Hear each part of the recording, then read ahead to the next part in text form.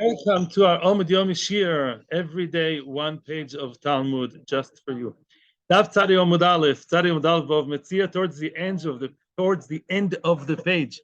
Iboila, we have a question. We're learning now about the biblical prohibition, the Isur Torah, to muzzle your animal while it is working.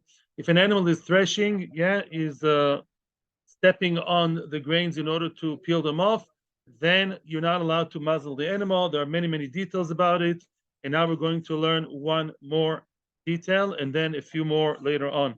And the Shiur's Le'ilu Nishma Sovi Moiri Menachem ben Akiva, Rus Bas Shalom, Sobas Moshe, Lefuas David ben Mazal, David ben Golda, Lefuas Gavriel Tzvi ben Keren, Nina Chaya Bas Giola Rochel, Aviva Bas Dvora. Please keep davening for Aviva Bas Dvora. I ask you, thank you, Aviva Bas Dvora. It's an easy name to remember.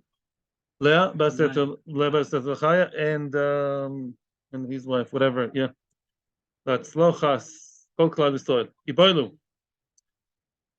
There's a question.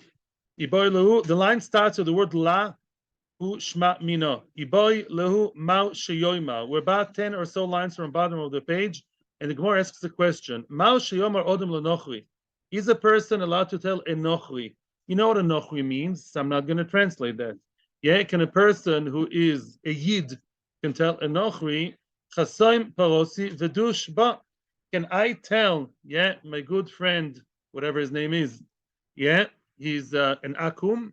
Can I tell him, you muzzle my animal and do some threshing, do some work with it in the field, in the threshing place? What is the question? According to Rashi, the question is, am I allowed to tell the Akum, go and work with the animal in a way that's forbidden for me, but for you it's allowed? Can I tell him, do that in your field for your grains and your business, but the animal is mine, it's my animal, and I tell him, take my animal, you do whatever you want, it's my religion, not your religion, and you go and muzzle it by your place. Tosfos argues on Rashi, the first opinion in Tosfos, and says, what do you mean? For the Akum to do it in his own place, Gesundheit can do whatever he wants. Can I tell a goy, go eat a nevela? Of course. Go enjoy yourself in McDonald's, nevela, let's say. Yeah, let's say I'm in charge of a goy worker. I tell him, go take some money, go nevela, eat a nevela. Why not?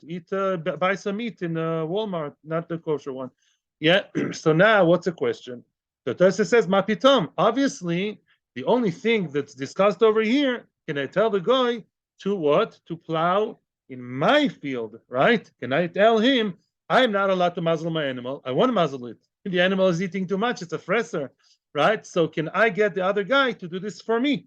Yeah, just like in Shabbos, maybe it's an issue, right? Now come other Rishonim and defend Rashi. And the Ritva say, Rashi is right. Why? Because am I allowed to cook nevela and feed the goy the nevela? Yes. For a goy to eat non-kosher meat is absolutely fine. I'm allowed to feed it to him. Therefore, I'm also allowed to tell him to do so. Not bosa b'chol of nevela. Actually, there's a pasuk. Right? You feed him the nevela. However, when it comes to something that I'm not allowed to do, I am not allowed to go with my cow or his cow and plow his field and thresh and muzzle the animal, right? So something I'm not allowed to do, I may not be able to tell him either, even though I'm not benefiting from it, but he does. That's the point. And that's Rashi and many Rishonim actually they argue with us. Again, so there could be two possible issues here. Either I'm not allowed to tell the Akum, can or cannot tell the Akum, do this and that for me. That's a shtick thing, it's a trick thing. It's like telling the goy, turn on the light for me on Shabbos, please, which I'm not allowed to do. We all agree, right? According to Rashi, no. Even to tell him, go and do that in your place, I'm not allowed to tell him to do that and encourage him, because something that I'm not allowed to do, I'm not allowed to plow or do any malacha and muzzle the cow, his or mine. If I would be the one standing by the helm, standing by the reins and leading the animal, I wouldn't be able to do it. Maybe the Amira is equivalent to the action. Whatever I'm not allowed to do myself, I'm not allowed to tell the goy to do, even if I'm not benefiting from it. These are the two explanations here we have in the Rishonim. And what is the question? Mi Amrinan. Here comes the main question. When we say, and we all know, you're not allowed to tell a nochri to do things for you on Shabbos. I'm not going into the details, maybe a little bit, but Amir Nochri, you're not allowed to tell the nochri, please turn on the light for me on Shabbos. That's for sure not, and that's an Isur Dorabonon. Hani Mili, that is only lenient Shabbos, the Isur Skila. Shabbos is a very, very, very severe Isur to do it myself. I'm not allowed to turn on the light on Shabbos, and if I do, assuming light is real fire, to ignite fire. Yeah, to ignite real fire on Shabbos, Isur Skila. Yeah, in the times of Beis Hamikdash, they so killed a person, right? It's very severe. Yeah, it's death penalty. Mimela, to tell the guy, Rabbanon established an equivalent Isser, what you're not allowed to do, don't tell the guy to do, definitely not when you're enjoying it, that's for sure. Aval chasima, the Isser lav, loy, chasima. What happens if I would muzzle the animal myself, bemezid, with my own bare hands, I go in a cruel way, boom, muzzle the animal and make it work. What would be my punishment? Anybody? Bemezid? Malchus. Actually, from this lab, we learn all the standard, the parameter, when do you give Malchus, yeah? Malchus lashes, 39 lashes, that's not nice, but it's not as bad as death. So loy, maybe not. Maybe because the Isser is less severe, is relatively more lenient, even though it's the Raisa. Loy, maybe here Rabbanan did not imply, did not actually apply their prohibition of Amir Lenochri. That's a question. Oidil, Maloishna. Or maybe it's not different. Maybe at the end of the day, it's all the same. Any Isser Doraisa, Chazal came and said, what you are not allowed to do, don't get the other guy, the Akum, to do it either for yourself, for him. That's another question, but maybe it's across the board. That's a question which for right now, obviously, is not yet resolved. Toshma, just I'm not entering here the halachas of Amir Lenochri, but I happen to learn this now in halacha. So just to clue you a little bit, please don't continue that simply because it's not the shiur, but I owe you a little bit from yesterday. Basically, you're not allowed to hint to the goy on Shabbos, only in a very roundabout way. In other words, don't say anything about him doing it. You can say it's dark here, it's light here. Describe the situation, not like, anybody who do that would get a candy bar from me. Secondly, if the room, the things you're allowed to do are only negative. I mean, I'm being very, very general. In other words, to turn off the light or extinguish the fire is less chomer. To turn on the light is only if you have sufficient light and you want to add more light. But if the room is completely dark and you can't function and he lights it just for you, that's prohibited. What I'm coming to say is, as we said yesterday, there are two prohibitions of Amir Lenochri, and actually it's to do what we just learned now. One prohibition is to tell him, directly or not indirectly enough. Secondly, even if the guy is a very, very nice, friendly guy, he's your neighbor, Cherry Hill. Yeah, there are. Yeah. Your neighbor in Cherry Hill is a very nice guy. Yeah, I'm saying what? Yeah, that's what I'm saying. And your Nochri neighbor sees your house is dark. He comes, he turns on the light. Nice guy, just for you. He doesn't do it for himself. That's a big problem. You're not allowed to enjoy that, right? Yeah, if it was dark, now it's light. It's a shadow what you can do now. You may have to leave the room, even whatever. Yeah, so there's a prohibition to benefit from what the God did for me too. Anyway, the question is, does that apply across the board or only for Shabbos or real Isur Doraisa? Toshma, come and listen. Let's listen to the beginning of the Bryce that we saw earlier at the beginning of today's of the Amud. What does it say in the Bryce? Nochri hadash beparosa shel Yisrael, and Nochri that threshes with the pora of his soil. I gave my cow to who? The neighbor who's a Nochri, right? And now he's threshing even his own produce. Yeah.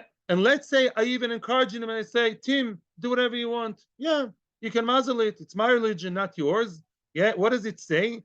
I, as a Jew, knowing that he's plowing either my stuff or his, even my stuff, according to some Rishonim, I'm not over because of Baltachsoim. What does it mean I'm not over Baltachsoim? I wasn't over an Isser Doraisa of Baltachsoim. You hear the nuance here? I wasn't really at the Oraisa level, I wasn't over the Avera of the Torah Tachsum. Says the Gemara, diuk time. Mavar hu the loy oval. To do an Averes the Oraisa. To break the law the Oraisa, I'm okay. Because I'm not doing this be'adayim, it's done with my knowledge and consent, then I'm not over. It's not an Avera the Oraisa because I'm not doing it physically. And there's no shlichus by goy the Oraisa. Ha isura ika. Ha ha. You see that it's usher to do. When I'm told, that's a rule, in Shabbos, right? When it says potu, what does potu mean? Very good. When it says potu means you exempt b'di'evid. Exempt is not such a nice word. You exempt, but it's really also to do. Here too, it says, well, you're not over a deoraisa mashma, the derabonon. If you know that that nice guy next door neighbor Tim is plowing with your cow, and it's your consent, and you're part of the store, and you told him, then what? It's also derabonon. Just like you can't tell the guy to turn on the light on Shabbos, I can't tell him to muzzle the cow. Oh, so here you are. You see that it's also midarabonon. Amir noch is derabonon, yeah? And says the Gemara, no, not necessarily so. Bedinu could be really meikar adin disur and amileka. Could be that really we don't know, but possibly you're wrong. Says the Gemara, your duke is wrong in the wrong direction. Bedinu meikar hadin by the law really, but halacha there's not even an iser. It is possible that I can tell the guy, please muzzle my cow and go work your field, or even mine. Wow. So why did the Brisa use such an ambiguous lotion of potur? The Tani Seifa, there's a Seifa to the Brisa. Because the second part of the Brisa says, remember the second part of the Brisa? Can I take Abdallah's cow and plow with it in my field or his field? No. The answer is on whoever acts, the person who's actually in action, yeah? I am not allowed to take his cow either with my grains or his grains and do it. It's a Maisa Isser. Just like you can't take a gun and kill someone, whether the gun belongs to me or not. I can't muzzle the cow myself, yeah, whether it belongs to Because of that, it says what? Oiver. Because the Sefer spoke about a Doraisa level to accentuate and tell us the truth without, any hinting. If you took someone else's cow, even a goy, and you plowed and you muzzled, you're oiver, and you're gonna get 39 boom, boom, boom. Kanareisha ain't oiver. That's what I called stylistically speaking. The Reisha used in order to maintain the same style, Reisha and Seifa, because the Seifa had to talk about the Doraisa to tell us this is real business Doraisa. That's why the Reisha maintained the same style and spoke about Eino Oiver, that in case the Goy does it with my animal, I am not Oiver, because the Seifa spoke about a Doraisa. The Reisha too spoke about the Doraisa to maintain the Doraisa style. Or Bazoi could very well be that with the Rabbanon it's also forbidden. Could be with the Rabbanon it's also osur, right? We still don't know, but that diuk is not necessarily a good diuk. Toshma. Now we're going to learn about another prohibition that's connected. We're still, by the way, now, yeah, where are we now in the story? We're still trying to figure out, can I or can I not ask the friendly Akum, Nochri, whatever you call it, can I ask him, muzzle the cow and do your own thing and just want to be friendly to him? Or can I even ask him, muzzle the cow, muzzle the animal, and thresh my stuff? Now, there's another Isser related to the welfare of animals, and that is Sirus. It says, I wanted to bring Shulchan Aruch. It says, Mufursh in the Pasuk, do not castrate animals. You're not allowed to castrate the male of dogs, of donkeys, of bulls. Thank you. That's really, really nice of you. Even Ezer Aleph. Really, really nice of you. Thank you. And 1 second, it's by the Rov seat. With the Rov seats, there's the Shulchan Aruch, Even Ezer Aleph. Thank you, thank you, thank you. Okay, so there's an issue to castrate. If the person himself goes and castrates his whichever male animal he owns or someone else's, that's a biblical prohibition. That is an issur d'oraisa, and people do it all the time nowadays, unfortunately. But it's an issur. So the question is, if somebody buys a male dog, yeah, which is a problem as of itself, many reasons, but he still wants to buy a dog. So now the question is, he wants to castrate the dog. So he says, no, I'm not going to do it because I'm religious, but maybe I'm going to ask a guy to do it. Thank you very, very much. And that is not simple at all. And we're going to compare the two things, the muzzling to the castrating. Toshma. Come and listen to the Memra. The Shalchulei Lavur de Shmuel. They sent a letter with a question to Shmuel's father. That question was asked in Eretz Yisrael. Yeah, from Eretz Yisrael, they sent a letter to Bovel. Yeah, WhatsApp, SMS, they sent to Bovel a question, and the question is as follows. Halein Toiri, those bulls, yeah, those oxen, the Ganvin Armoi, the Goish, the Armoim, the Aramim, the Goish people, they steal them. Umeganchin Yosun, and they castrate them. Mau, what's the halacha? Goim come, they steal the animals, they castrate them and give them back to the Jewish owner. What's the halacha? Actually, here, the Goyim are not really thieves. There are two explanations here. Rashi's explanation is that those Goyim liked the Jews and they wanted to help the Jews. And they, just like your friendly Goy would come to your house on Shabbos to turn on the light, to turn off this, to start arranging everything for you. He's friendly and nice. So too, some Goyim would be nice, so to speak, to the Jews. And they would go and castrate the bulls of the Eden. And the question is, Mao, what's the halacha? Now the Goy knows him. Why is that in favor of the Jews? Because, as they say, because it's done today. I went online and I checked today in America and Canada, even in most liberal places, they do castrate the bulls because the bull that's castrated is happier. He doesn't have a chves, maybe he doesn't have help him. Why did they really do that? Right? It just makes them more focused, concentrated. That's what they say. The dogs also, they don't go crazy. I guess to help them deal with the Yetzer Hara and stomach, whatever. So the animals castrated is considered to be a good thing. Rashi says the better for Harisha. Yeah, next time you plow, make sure, yeah, the plowing, if you plow with an animal that's castrated, yeah, he's more focused at work, doesn't think of girls. So Bekitzer, that's the, yeah, like a separate high school. That's the idea. Yeah, so the Goyim are doing us a favor. Mao, what's the halacha? Am I allowed to benefit? You see, I didn't tell the Goy to do that. But the Goy did something that's also for me, that's also part of Ramila Nochri. So maybe I'm not allowed to use that animal. Now, another level is sometimes it's done with the Jewish people, with the Jewish person consent, and sometimes the Jew is like, even giving him a remez. That's the worst level. Yeah. Let's say the Jew tells him, my animal is really unhappy lately. And you remember I lent you that drill, and I even lent you my car a few months ago, right? Remember, Tim?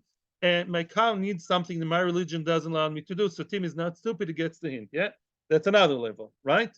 So can I benefit from that? He did something that's also for me. Or maybe I'm allowed to tell him directly. If there's no Amila Nochri, maybe I can tell him, Tim, here, please take it and do the bris milah. Yeah, maybe mamish to tell him the whole thing. Yeah, whichever one of the levels is a question. Tosfos says something else. Tosfos says that what would they do is something that sounds very cruel.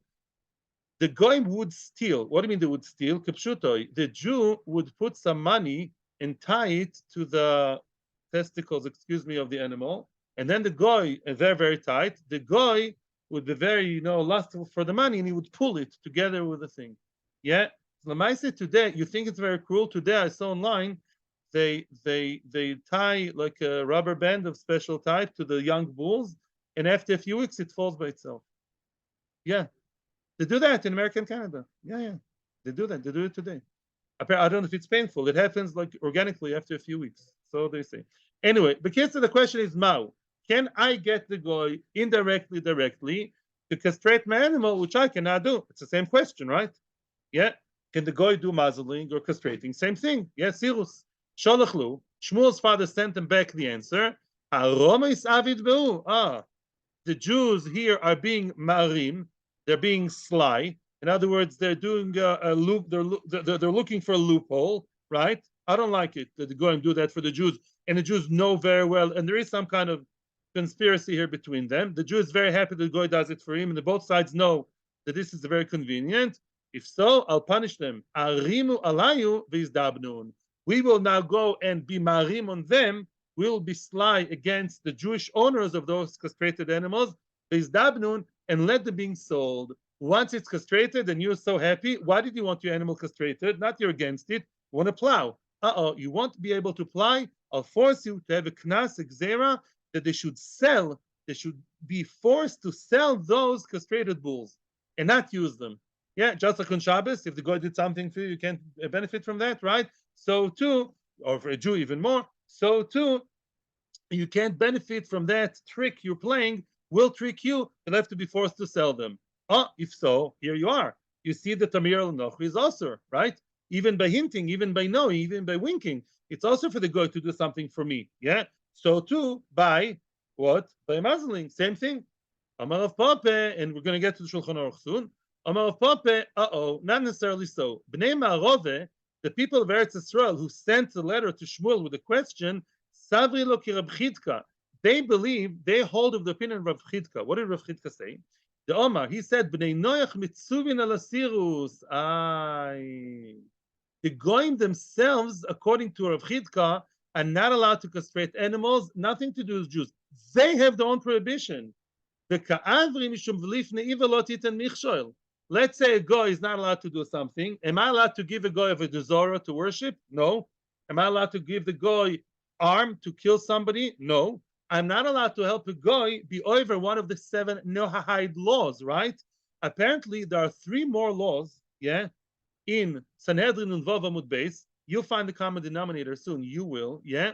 There are 3 other things that some opinions hold the goyim are allowed to do besides the basic 7. One of them is castrating animals. The other one is witchcraft, kishuf, and the third one is kilaim, to graft, 2 types of tree and create a whole new type of tree. What's the common denominator? Changing nature. Changing nature. Don't castrate the poor bull. He wants to, be married happily. Don't start kishuf. Don't change things through witchcraft. And don't create a whole new animal, a whole new tree. In other words, goyim should not interfere with nature too much. Yeah. Plastic surgery, I don't know. Okay. But I'm not stam. Yeah, but Lamaisa, according to that opinion, it doesn't reflect on our question. Don't get mixed up, says the Gemara. We are asking about something that the guy is allowed to do. The guy is allowed to muzzle his own animal in his own field, for sure. Elamai, the question is, can he do it in collaboration with me or for me? Here, no, it's not because of me. The guy himself is not allowed to castrate any animal, regardless of my involvement. If I give an animal to castrate and I hint and I say, hey, I'm lifneiver, I machshil him. I cause him to sin by his standards of Torah. Yeah. And therefore, that's the issue. So you don't really reflect on our question. Our question remained unanswered still about whether the guy can muzzle and be choisam my animal, yes or no. We're still continuing a little bit more about the castrating business. Rava wanted to say, Imachru l'shchita. Says Rava like this. Wait a second. What is the big knas, the big fine that they were fined? Yeah. Instead of plowing your field, now the animal's castrated, you sell it to someone else. Wait a second. Which one is worth more? A bull which is now castrated and ready to plow. It's a good tractor, a good, truck, yeah.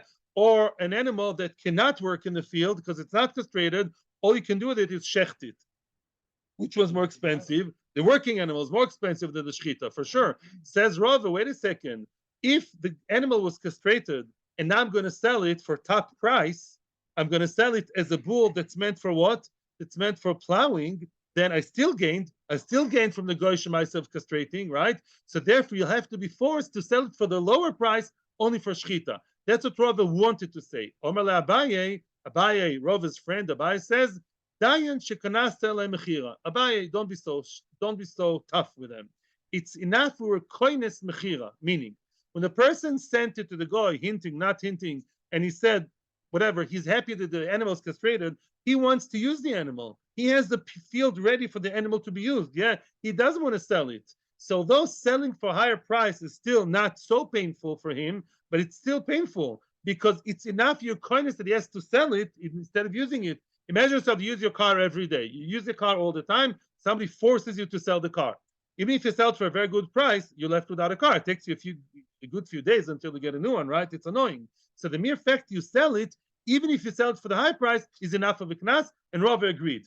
It's not one of the cases that Abaye was right against Abaye, because Rava was already agreeing right from the start that Abaye is right.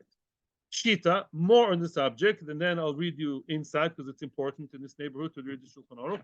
Shita, more information regarding that business of what? That if the goy castrated with my knowledge, with my consent, it's a problem, either because I'm not supposed to tell him to, or because it's his own avera, lifnei iver, yeah. B'noi godoil ki acher dami. Who can I sell it to? Let's say I want to pay a little bit of shtick after the knas. And I say, am I forced to sell my prized shore, which is so beautiful and ready to plow and all yetzer hara free? It's such a good working animal now. Yeah. I want to sell it to someone. My big son, my Bnoi Godel, my older, what does Bnoi Godel mean?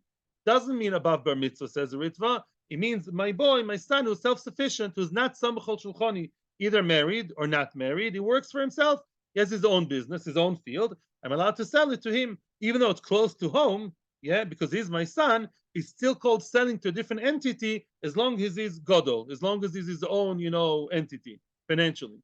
But no cotton mai. Can I sell it to my son that is samachol shulchani, either cotton below bar mitzvah or 15 years old who eats from his father's thing? He's still a different person. Can I sell it to my young son, meaning my son that's samachol shulchani? Rav Achai Osa. Rav Achai said no. That's playing shtick because you're selling it to your son who's young. He's really eating from you. The Rav Ashi Shari, Rav Ashi allowed it. Unbelievable. I don't know why, but Rav Ashi says it's still called a different person. He's above bar mitzvah. He has his own bull. He has his own ox that one day he'll be able to use. And if he's a nice teenager of 2023, he'll tell you, Daddy, now I have to touch it. It's mine, right? So Lemaisa, it's a separate person. However, Tzvi should be happy. Allah is it's osir. Now, Mareimar Marzutra, one more line. Mareimar Marzutra, the Amrila Hanutrei Chasidi. Some people say that the following incident is regarding Mareimar Marzutra, the Meroim, and some say it's about two Chasidim, two very pious people. Machlefi Adodi. Now that's very sticky. What's Machlefi Adodi? They would exchange. Yeah, Tim McKenzie did the castrating of one Yid. Tom McKinley castrated the bull of another Yid. And now they exchange it. That seems like a shtick because it's not really selling, right? Answers Tosfos. We're talking over here about a case in which the Goyim did it without their knowledge. It was not bichlal with their consent. So me'ikar din, they didn't have to change it at all. If a guy really, really did it without me knowing bichlal, and I was unhappy about it, I'm a very frum, good Jew. I want my bull to be normal, to be natural and not castrated, yeah? And he went and thought he did me a big favor. I'm not happy with that. So me'ikar din, I don't have to change that. I don't have to do anything.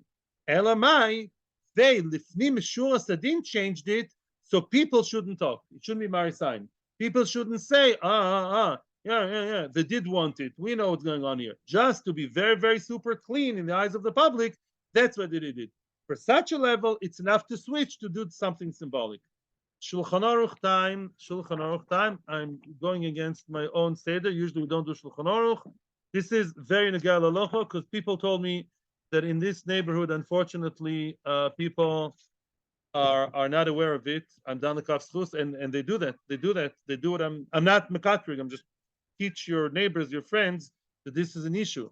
Says the Shulchan Aruch, the sefer we have to live by. Even Ezra, hey, Yudalid. Osir lomar legoy l'saras behema shalonu. You're not allowed to tell a goy to be saras behema. By the way, before we go to Shulchan Aruch, it says that you're not allowed to tell a goy to mazel your animal. The maskana is Amir Lenochri is not only by Shabbos, is by every Isser D'Oraisa. I don't know about all from the Raisa Lamaisa, but it sounds like that from the Maskana because Shulchan Aruch does the Ramo. The Ramo says in Hilchos of Chasima, you're not allowed to tell the goy to muzzle the animal. Definitely, if you won't be used in your field, in his field, I don't know, but definitely don't tell the goy to muzzle the animal because what you cannot do, don't tell the goy to do either. Just like in Shabbos. So the Maskana is lechumra. Don't tell the akum to do what we cannot do. Says Shulchan Aruch, also lama legoy l'saras behema shalonu. Your own animal, don't get your dog, your male dog, to be castrated by a nice, friendly Arab. If he did it really, really just by himself, the guy initiated it, did it by himself, then it's allowed. Yeah, but if the Israel played shtick and told the akum, yeah, money, this, yeah, you'll be happy. And I'll be happy, and the dog will be happy if you do something, any kind of aroma, even slight, then you can't send him, and I don't know what the knas is, maybe he won't be able to use the dog. He's not allowed to own the dog. Yeah, if he was done with his consent and his will. Says the Ramo. Let's say the Jew didn't do anything, but the guy did it for the Jew. The guy knows you. He knows you have an issue with castrating the dog. The guy, with his own good heart and initiative, did it for you. That's osir. You have a question if you can own their dog. Ask your local Orthodox rabbi. Don't ask me. What can you do? Sell it to another Israel. You can sell it to another Jewish person, as we saw by the oxen. Same thing. Sell it to another man. Yeah. Okay. Right. In other words, you can, like we said here, you can give it to your big son. Yeah. He'll use it. He'll be the owner, not you. Now, continues the Rama. What's the only way that is allowed if you want to have your animal castrated? Mutter losses be'em legoy lemachzi schar afal pishgoy bevada yisosenu. Which means. That's the end of it. Although there's much more. The only way you can have a castrated male dog is like this. Either it was castrated before and you bought it castrated. I know some people like this. Or you can have a shutfus with a guy, but a real shutfus. Sunday, Tuesday, Thursday, I'm the owner. Monday, Wednesday, Friday, he's the owner. He does it for himself. He doesn't want the dog to run around after girls all the time, whatever. He wants the dog to be on the right derech. So he's Monday, Wednesday, Friday is what he's concerned about. And he does it really, really just for himself. And I'm like, okay, yeah, that's the only way. And even that is a machlokes, by the way. The Ramah allows it and some don't. Why? Some people say that's not allowed because some people say that goyim are not allowed to castrate even their own animals, right? Remember? So it's a big shiloh. The kids are the whole business, and I've heard some people do that. They get to go kilu to own it for a few days, and then he castrates it kilu for himself, gives it back to the mefurish osur, and the chule. I'm not going to go now about dogs and start going ballistic because it is not so relevant. Yes, okay, right. Nothing personal. Anybody? I love everybody. Okay, question. Continue. Boy Rami Bar Choma. Yeah, Boy Rami Bar Choma. Rami Bar Choma asks a question now. We're asking more details regarding what? The Isser of Chasima. Chasima, what's Chasima? To muzzle the animal is not allowed. All kinds of details regarding that. Boy Rami Bar Choma. Let's say the person didn't muzzle it, he's a bit smarter, and he put some thorns in the mouth of the animal. Is that called chasima? So now the animal can't eat because it has thorns in a way that it can't spit them out. Is that allowed? I mean, Aram Batzar Balechaim, but is that allowed? Mitzad loy tachsoim. Frag the Gemara, hoy shivla? What are you talking about? Chasimim al yisay? Of course that's not allowed. Because who cares? Muzzling doesn't mean like that. It could be inside. Anyway, you physically do something in the mouth and you prevent the animal from eating, that's loy tachsoim, iso doraisa. Must be the question is different. Ela yoshav lakoitz b'fiyomau. Let's say the animal by itself, it had some thorns, ate some thorns. Oh, all of a sudden, a thorn got stuck in its mouth, and now it's beginning to thresh. What's the problem? Maybe I'm supposed to take out the thorn to make sure that it eats. Wow, get what I'm saying? The Gemara has a question. Is the Isser Chasima that I should actively do something against it and act against it eating? Or maybe even if the animal itself is unable to eat, I have to make sure that the animal is able to eat. What's Havamina? You know what? What do you mean? So what? Maybe lo tachsa by himself. Lo meshaneh. The Havamina is that whenever my animal is what? It is threshing, it has to be in a matzav in which the animal is able to eat. Oh, who told you otherwise? I don't know why you're so sure about that. Yeah. No, nechitesi. Maybe lotachsum means what? I'll tell you why. Lotachsum, you think lotachsum, what I thought, don't muzzle. Maybe lotachsum shor bedisho means don't have an animal that's chasum while dishoy. Don't have an animal which is chasum while it's threshing. And you do. You have an osir matzav. If somebody else cooked you a cheeseburger, can you eat it? No. It's a situation that happened. So what? You can't tell. Somebody brought over dessert to your house. He brought over dessert into my house, not me. So what? You kick it out. The situation became also by itself. You're not at fault, but that situation is always strafe. It's also to have an animal threshing while it is unable to eat. Maybe that's pshat in Israel Torah. Another question. It's a question, yes or no. You may be right. Maybe another side. Yeah. Another question on top of that. The person placed he placed a lion outside the threshing place. The animal sees a lion and hears a lion roaring, and the animal feels very uncomfortable. It can't eat. Yeah. Imagine yourself, the KGB inspector looking. You feel too threatened to do anything, to move. Yeah. So Memela, what? Maybe that's allowed. Maybe it's not allowed. Says the Gemara, no. Here it's law. If you on purpose place the animal there, you made the lion crouch over there, and the lion is roaring and crazy, and the animal is shaking in its pants. Chasimim al yasahi. That's for sure chasima. That's a chiddush tzvi. Even though it's a grom, it's called chasima. In other words, see the lav of lotachsam shor badisha posher to the Gemara is not a lav beyadayim. It's not a chilul Shabbos, yeah, which indirectly may be mutter. It's a question of groma, right?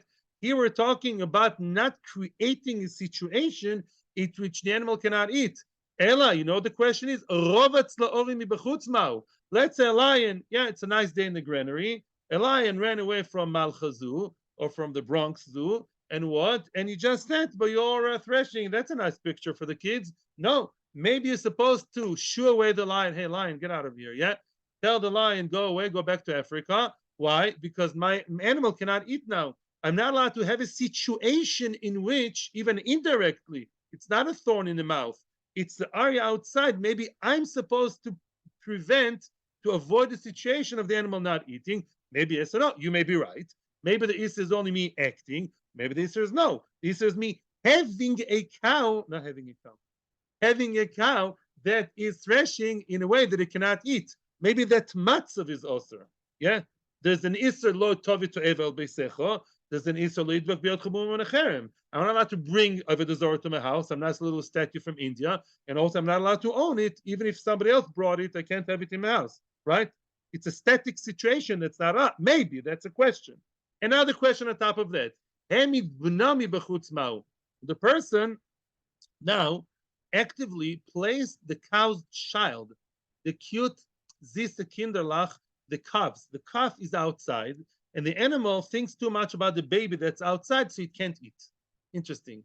It says the animal has this motherly instinct. You know, it's a poile shamame, a poile shamame. She doesn't think about herself, nor for the Kinderlach. So she sees her child outside, she's thinking of the kid, so she's not eating herself. Now, that is a question that's built on top of the other ones, because that is not as much as a lion. By the lion, for sure it's not going to eat. It's scared of the lion, it's quietly doing its work. You know, the boss is watching, you know, everyone's having fun in the office, the boss is coming in, you know, the CCTV, everyone's back in the computers and stopping the party. Yeah, you know that? Good.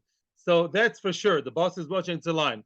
The kid outside is not as much of a preventative from working, so therefore it's another question. Another question. Oh, the animal was thirsty, and you know that it's thirsty, and because it's thirsty, it's not eating. Yeah, when you're thirsty, you don't eat, you want to drink. So now the animal is thirsty. He is not giving the animal to drink, and he's very happy about it. As long as the animal is thirsty, I didn't do anything. I didn't do it. No hands. No lions, no muzzling, no child. The animal's naturally thirsty. I'm just postponing the drinking time. So now I know for the next period of time, as long as it's thirsty, it's not going to eat. Now, that's a question. Another question. It's all one on top of the other. What's the halacha if I'm very smart and I basically covered, why does the animal want to eat? It sees food. It's on a seafood diet, as the famous joke, yeah? Sees food and eats it, yeah? So now what? It's an old one. Now, the animal, I want to be nice to the animal. I'm really nice to myself. And I cover it. I cover all the grains in the thresh area, in the threshing area. I cover them with katavlia, with a carpet. And this Rashi says, or sholok with a thick piece of leather, hard kind of leather. What you don't see doesn't hurt you. So maybe that's better. I'm not cruel. The animal, what you don't see, it doesn't hurt you. Yeah. It doesn't see the food, doesn't want to eat it, and it's threshing very nicely. Maybe that's better. That's every time, if you notice, get more indirect. A lion, a koitz, mamish physical. A lion is really scary, but it's outside. The child outside is more indirect, not so scary. It's mea. Now, I'm covering it. The animal really doesn't want to eat. Is that allowed or not? On one hand, yeah, the animal is threshing and it's not eating. Yeah, it's unable to eat, and that's bad. Or maybe it's not a problem because the animal is not interested to begin with. It's doing great. What you don't know doesn't hurt you. Yeah, it's not thirsty. There's nothing painful. What about that? Says the Gemara. These are all very good questions. Shoit meho chado. Out of all these many questions, at least one question you may be able to answer from the following brisa, and that's the last question of putting that carpet of leather on top of the grains. The Tanya, it says in the brisa. Let's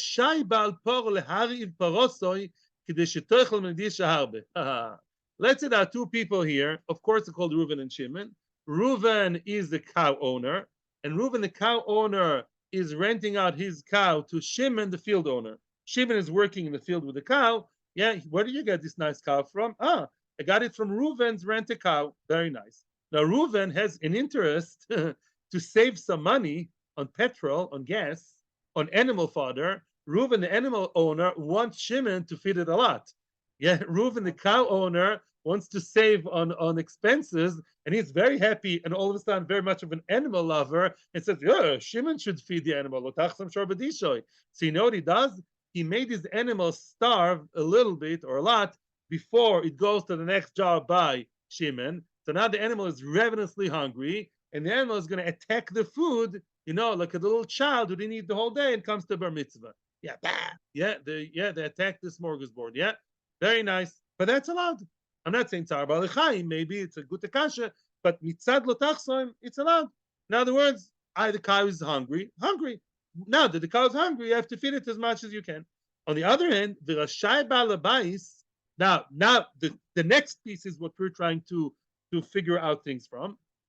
The Rashai Balabais, the one who's actually threshing with the cow on his grains, lehatir pekia amir lifnei behema kidei shelo toichal min adisha harbe. A person can do something very smart. I'm about to now thresh very, very expensive quinoa. I don't know, this Siberian quinoa, with aromatic herbs, something very fancy. I don't want my animal to eat from that. So what do? I give the animal very, very standard macaroni and cheese.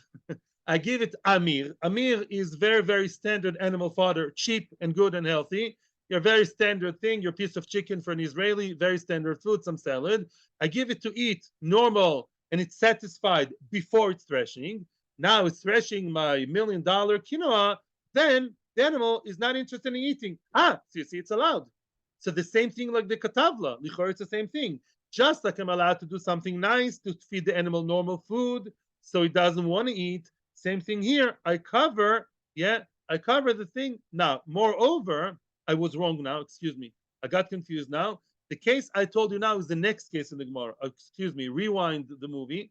Really, the question of the Gemara now is, one second, is let's say I covered the fancy quinoa, the fancy whatever, with simple food. That's what I did. In other words, the animal may be eating, but it's eating from the top layer. You know what I'm saying? I covered the lower layer with the top layer of Amir. Yeah. So the animal is stepping on both, but what it's going to eat is the first layer, just the Amir, the cheap hay, the straw. And that's allowed. No, so the same thing. So the same thing you see, I'm allowed to cover it completely, and the animal doesn't eat, and it's not hungry. It doesn't hurt you. One second. The Gemara rejects that attempt and says, no, it's not the same. Shani hosam de ka'ochlo. When it has a bit of hay on top of the fancy food underneath, loy mullet, that he will eat a little bit, right? He doesn't only eat, it's not a scientist from Switzerland to eat exactly, precisely, it's not precise science to eat just the Amir. It's likely he will eat a little bit of the fancy food underneath too. And you're aware of it. You say, Beseder, 90% it's eating from the cheap. He may munch a little bit on the expensive, Beseder. That's why it's allowed. But to completely cover, maybe that's not allowed. To completely cover and all the animal sees is just a piece of leather and nothing but that, and you're completely blocking access to the real food underneath, maybe that's not allowed. One more, and I listen to you. Another alternative answer. Rashi balabois latir pki amir lifnei bema meikore kidei shelo techel harba min hadisha. That's what I told you before. In other words, enochinami, when the animal is threshing, you're supposed to give it complete freedom to eat and don't conceal, don't cover the proofs, don't cover anything. You should be super upfront, open, and transparent with your animal. Let it eat freely, and maybe the leather business is too shtick and treif. You telling me about the Omir? No, that was a different story. That's what I told you before. If the person miikore, before the animal started its working day, it gives it a very good meal of regular standard hay, straw, whatever, fodder. And then when it comes to the threshing hole, it sees everything and may want to eat it. It's just too satisfied it doesn't eat it. That's for sure okay. Because the animal is really not hungry. Mitzidi, it can eat whatever it wants. I created a situation it doesn't want to eat. Yeah, that is possibly allowed. But to cover it may not be allowed is a question. Yes, I'm listening. Yeah. Thank you. Same thing. Let's compare now the animal to the person. We said before a balabais is allowed to to offer wine to the workers before they go to the vineyard, have them drink a lot of wine. Hopefully, they're not, shikar. Yeah, and then they will not be interested in eating the grapes. That's allowed. And they, from their side, are also allowed to eat, eat something that would have to make them eat more grapes later. Those shticks are allowed both by animal and by a person. Are you happier now, or you still want to ask? It's equally. That's one time in the Torah we see you equalize Adam with Behema. Oh, fine, yeah. Rabbi Yonason. I wonder how the entire California is not yet on a YouTube channel. Right, okay. Rabbi Yonason, mi Rabbi Simoy. Yeah, Rabbi Yonason asked the question from Rabbi Simoy. Chosma mi bachutz mahu. What's the halacha if before the animal came to eat, excuse me, before the animal came to thresh, to work, I muzzled it, beyadayim, but that was outside the disha area. I muzzled it, and then it came in. It's surprising, right? Because we saw we're very machmir. How come that would be allowed, right? Oh, mau. Sure, bedisha, very good. When the Torah said, don't muzzle the show, bedisha means while it's threshing. When the animal is in the room, started to work, and then I do it, that's the Easter. Tachson while threshing. If I do it before, that's okay. Or dilma loitodush bechasima omer rachmona. Oh, which means no. Lo tachson shor bedisha means that will be answer for you. It means don't have a situation. I don't care where it started, how it started. It came through the back door through outer space. Lo tachson shor bedisha means it's a treifa situation to have an animal muzzled while working. Don't have a muzzled animal working in the thresh area. That's what the term may mean. I think you're happier now. Yeah, just like basa b'cholov. Yeah, you see a guy, black kippa, eating cheeseburger. The maid cooked it. Who cares? It fell. The milk and meat just fell by mistake. I don't care how it happened. The situation, meat and milk, is a trait. That's it, right? Now we have a suffix. But there's one side to say that the mere fact you have a situation of a muzzled animal while working, that combination is out. However, it was created. Yeah. Now, if a guy did it, then maybe another question. But if it's done by a Yid, or Yid is helping it and sustaining it, that's a problem. Omerle, you learn it from your own father's house. What does it mean? Rabbi Yonason was a Kohen. And he says you can learn your question, you can derive an answer from halachas to do the koyanim. It says, in there in Parshas Achremois, yain v'shichar al tesht. Koyanim are not allowed to drink wine when they work in the Beis Hamikdash. Ata ubenecha itcha, you and your sons with you. Bevoyachem, when you come to Beis Hamikdash, don't drink wine. If you learn the pasuk kipshuta, what does it mean? When you're in Beis Hamikdash, don't have a drink of wine. Okay, bevoyachem hu de osir. Hamishto me'al shari? Are you serious? Are you really reading the pasuk that way? You're not allowed to have a glass of wine, a nice shot of whiskey, not whiskey, wine in Beis Hamikdash. But if you drank wine and you're quite imbibed and a little bit tipsy, 2 minutes, the bus of the Kohanim arrives from wherever in the Galil. In the bus, they can have as much wine as they want. 2 minutes before they enter the last stop, Beis Hamikdash, they're allowed to have wine, quickly get rid of it, and then come to Beis Hamikdash. Half shikar, is that allowed? Yeah, it says, it says no. While you're in Beis Hamikdash, you have to be sober enough to discern and differentiate between what's holy, what's not holy. If you're shikar, you don't know which korban is good, which korban is not good. Pigul, psul, noiser will be all over the place. Yeah, it's going to be like a chasana party. Lolenu, Omar Rachmana, Ela.